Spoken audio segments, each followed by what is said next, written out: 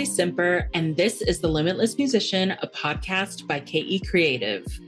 Our team helps modern musicians find modern solutions to building a sustainable music career.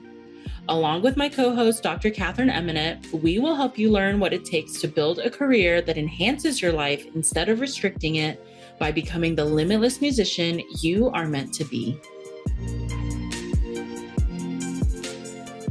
Hey friends, I am just squeezing in a little bit of recording in between a full day of middle school sectionals and about to teach my private students for the evening.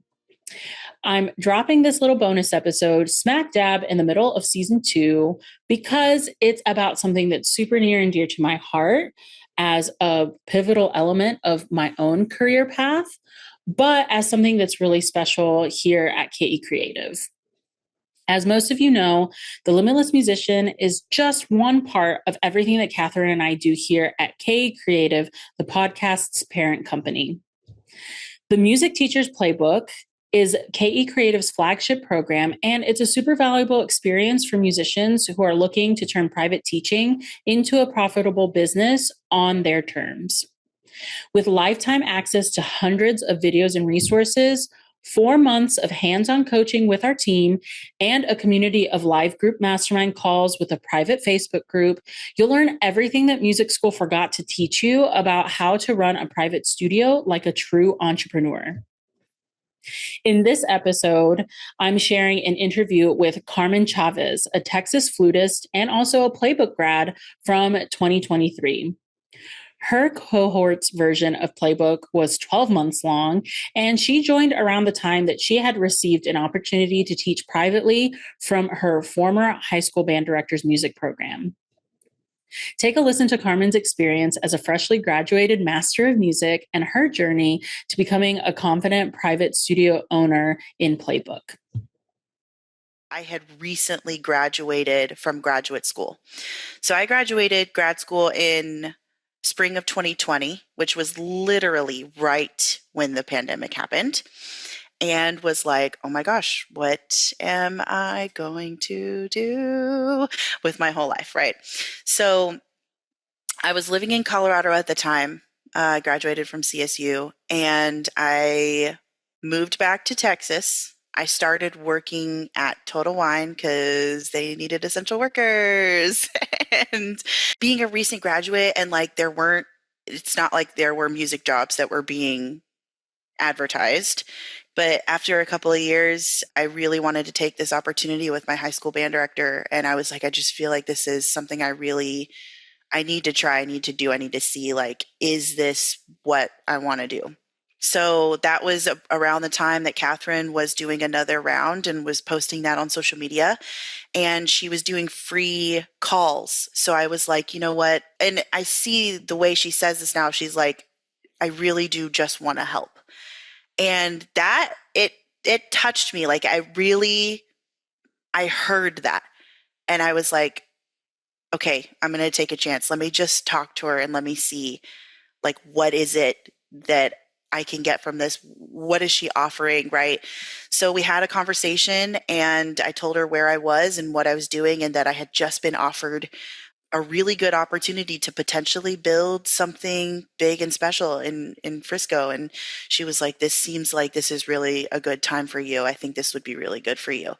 And she was super gracious of like, I understand, like, you know, this is a financial commitment. This is a time commitment. Like, talk to your husband, talk to whoever you need to talk to. Like, I get it. Take time, whatever you need. Let me know if you have any questions. And I did. I talked to my husband about it. He was like, I agree. Like, I think this would be really good for you. It sounds like a great thing to try. So that's where I was, and that's how I got into it. Yeah, I feel like Playbook kind of finds you at the right time. It did. It really did. When you were given this opportunity with your former band director, did you feel like you were like ready to go? You're like, absolutely, I'm like totally qualified. I know exactly what I need to do, and this is gonna be awesome. Or did you feel a different kind of way? That's a great question. I was somewhere in the middle. I had teaching experience, but it wasn't I'll put it this way. I felt like when I got this, it felt more real and serious because this was going to be my full-time thing.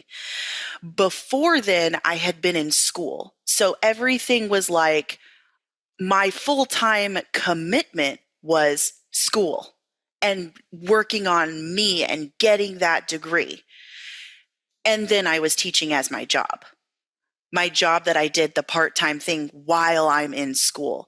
So the way that I think about it is I didn't have the same kind of ownership over that teaching responsibility while I was in school like I felt going into this. Going into this, I was like, this is going to be a thing. Like, this is going to be my thing. So I was sort of in the middle. I had had the teaching experience. I felt somewhat confident going into having had that teaching experience. But the part where I was lacking was the fact that this was going to be all me. Like, this is my main thing now. In other capacities as music majors, when you graduate, you kind of feel like, okay, there are a couple gaps. There are things that I haven't learned, or maybe like I thought I would have a little bit more time to learn it than like going from graduated to now, like you said, like I have to take full ownership, teaching responsibility, and this is part of my career now. So what were some of those things that you felt like you were missing, or things that you had questions about that you felt like, okay, Playbook is like, this is filling in all the gaps, or it's making me think of things that, I was afraid or just didn't even consider thinking about before? I had had studio policies before that, but I didn't put a ton of thought into it. It was just a very basic, like, I asked one of my friends and who was also a college student, not like not that she wasn't a legit teacher, but it was more like someone that's like seasoned, that's doing this as their thing, that's thought of all the things, that's had the experience of year after year dialing it in, right? So it was very basic, and I was still experiencing all the private lesson teacher woes that come with not having a very thought out policy. So definitely taking Playbook, like, dialed it in. I felt like I had a really good base to start from. Then it was going to be, I'll dial it in based on my personal experience, but the base was really solid and really strong because every teacher is going to have those things that are like specific to their area, specific to their school, specific to, and I feel like Catherine thought through all of those things, and you guys really helped me dial in, like, by asking the questions of, have you thought about this? How does it work at your school? Tailor it to your school, like thinking through all of those things, and then being comforted by you guys saying, you're gonna learn. Let's try to think of as many things as we can so that we can get a really strong base. And then you're just going to live life and you're going to learn things and then you're going to change it and it's going to be fine. Studio policies was a big one. I feel like that just got me off to a really good start and setting up those expectations, not just for students, but for me too. The second thing is I had never been in a position where I was making all of my money that isn't being taxed. So that was a whole, and I'm still learning on that and dialing that in, of like organizing all of the purchases. And like, Natalie, you actually very specifically helped me with the ideas of like having a spreadsheet where you enter in as you make purchases that you know you're going to write off, entering those in as you go, and keeping a monthly tracker of what is your income, and now I have more softwares and things that are helping me keep track of that too, where I'm not having to be as like keeping track of every little thing because I have those systems in place that are tracking it for me as I go, so that at the end of the year, it's just like collect this spreadsheet, collect this thing, boom, boom, boom. we got it. I think a really big one, not that I was afraid of this, but I think I just didn't have as much experience. And being a young person, when you don't have kids, you don't necessarily know what it's like to be a parent. And I'm still not a parent, but I feel like I've dealt with more parents now to understand their perspective. Catherine was really good about talking to us about those things. How do you interact with parents? And pick up a phone and call them and talk to them like they're Treat them humans. like real human beings. Yeah. Yes. And doing that, I mean, I feel like she just encouraging that I did do it. I picked up the phone and I talked to parents, and it made it so much easier to continue talking to parents and to not be afraid. And that I think they are looking for your expertise just as much as you're looking to have a relationship with them too. So it's really cool how much parents, even just this morning, I was texting with a parent that's asking me about, like, when should I upgrade my student's flute?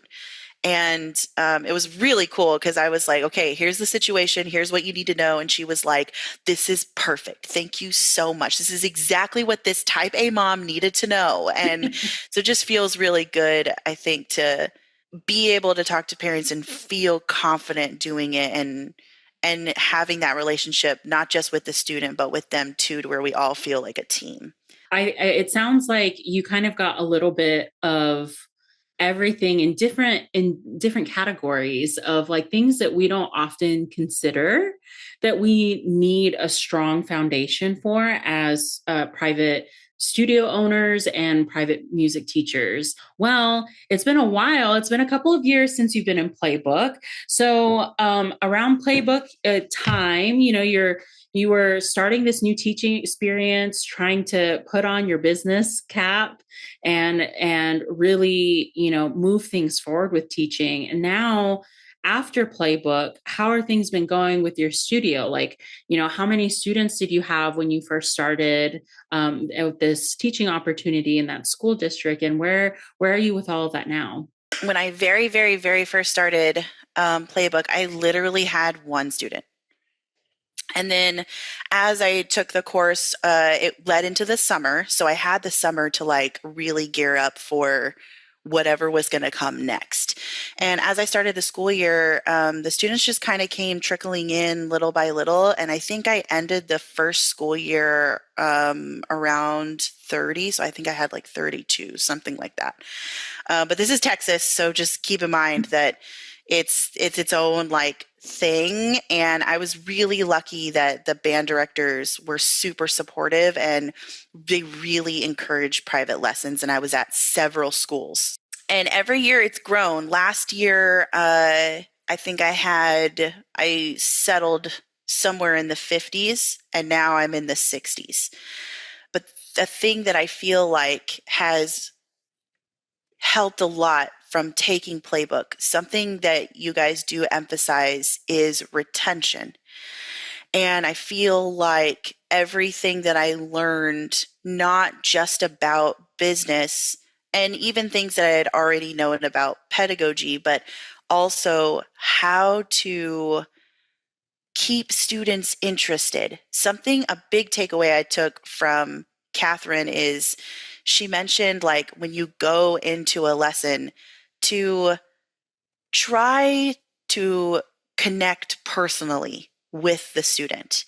And at first, you might kind of have to fake it till you make it a little bit, of finding that thing to compliment or finding that question to ask. But once you kind of get into the habit of doing it, it comes so much more naturally and organically. And I started to find the things, like, once you get to know your student a little bit, like, hey, I just found out one of my students plays chess. Oh my So goodness. cool. I know.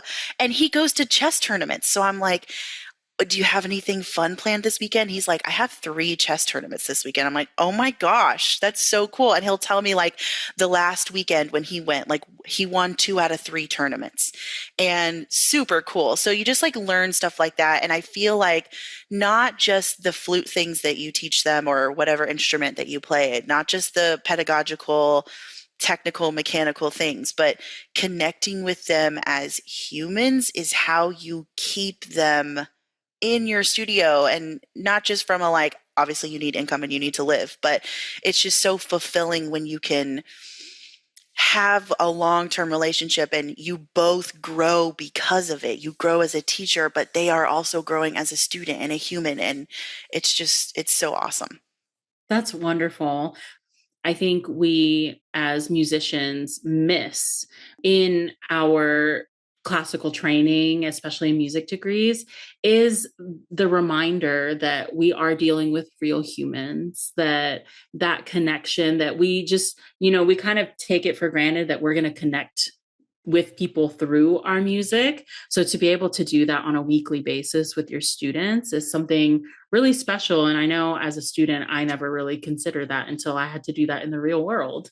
There are a lot of programs and courses and products that, will promise like guaranteed you're going to gain like 30 students overnight, or you're going to start making $5,000 in 2 weeks, right?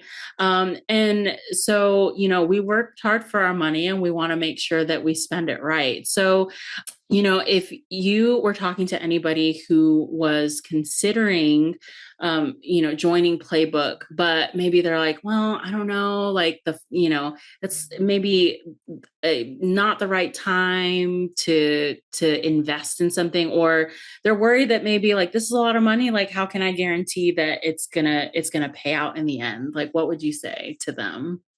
I will say, I do think my position was somewhat unique because even though I really did only have the one student, like legit, I only had one, but there was for sure the opportunity and almost the promise for more. Like I was 99.9% sure that there were going to be more students.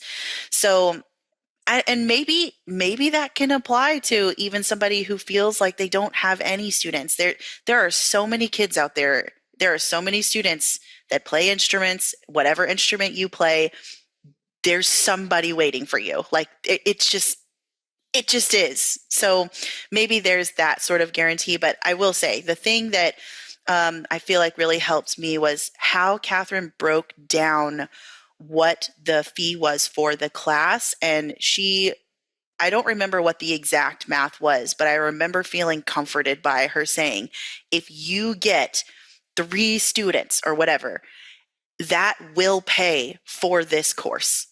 And it just made it feel like I said, I had one. It was like, okay, if I get 2 more, I'm good. Like it will pay for this course, right? So I think it's not feeling like it has to be guaranteed, but if you go into it with a plan, like I definitely took Catherine's advice and talked about it with my husband, and we came up with a plan. Like I broke down what she said, feeling good about how many students was it going to take. And again, my situation was somewhat unique in that I had a good feeling that I was going to have more, knowing that, okay, I can for sure get more than 3. Like it's already paid for, and I had a plan on when I was going to make certain payments and all of the things. So I think if you really feel like it's a good time for you and you have a plan going into it, you've thought it through, I think you're going to be a-okay. How did you feel, having that support from a coach, from someone who has been doing these things and has helped other people do this? Like, how do you feel that influenced or affected your journey on pulling these elements of your plan together? Yeah, it was great. I think as musicians, we often spend a lot of time solving our problems alone and thinking that we have to do it alone because of all that time we've spent in the practice room. alone. Thankfully, I had really good support. Like my husband was also a musician, and often whenever I would be like, okay, I have this thing, I have this situation with a student or with a band or with a whatever, he would be like, ask your group, like, what are you doing? You have this support, like go to them. You have these experts, you have the group, you have even other colleagues that are going through the same thing. Like you should be, this is the thing, just so you know, like the question that you're asking is the thing that you need to take to the group. And I was like, duh, yes. So I would take note of those things and bring it to our call or send an email if I knew of it, like if it was like an individual thing, we could solve it that way. But it was really nice having a group that I knew I could take it to. And I need to take more advantage of this, but there is a Facebook group that you get put into after you complete the course that you can post in anytime. And you guys are fabulous at always responding. I may not post in there, but I do see it's really helpful actually. Not even if I don't have the question, I see when other playbookers from years past post their inquiries on there, and you guys, not just you, but also people in the group are posting like, here's my experience with this. Here's what I've done to solve a similar issue. And that's really cool. Even not necessarily always posting my own things, but I learn from other people in the community too. It's so nice to hear about your experience, not only in the program, but also like since you've grown and flown out of the nest and feel like a full-fledged teacher, like a full-fledged educator, business person. And I'm so glad that you were able to get support and encouragement and motivation as part of being in Playbook then, and also now as a Playbook grad. So thank you so much, Carmen, for sharing your experience and also for letting us share your experience with others. Yeah, thanks for asking and including me. I appreciate it. Carmen is just one example of many musicians who have had a goal of building a financially stable private studio, but knew that they couldn't do it alone. One of the reasons I believe so deeply in KE Creative's mission to educate classical musicians is because there are musicians like Carmen who have a vision of the life that they want to live, but they don't always see the path from where they are now and where they want to be in the future. If you're a musician who's ready to see the path to a profitable and fulfilling private studio, you can schedule a free one-on-one call with Catherine to see if you're a good fit for this program. I promise that if it sounds like Playbook isn't the right next step for you, that Catherine will lay that out and be honest with you, the way that she was with Carmen and with every other musician that she interacts with. To schedule the free one-on-one call with Catherine, visit www.kecreative.com/MTP for more information. And again, that's www.kecreative.com/MTP for the Music Teacher's Playbook. Thanks, and I'll see you in the next episode. Bye. That's all for today's episode on The Limitless Musician. If you liked this episode, follow us on Instagram at The Limitless Musician to tell us what you want to hear next. Remember to subscribe to our newsletter to get exclusive content that won't show up anywhere else by clicking the link in the show notes. Until next time.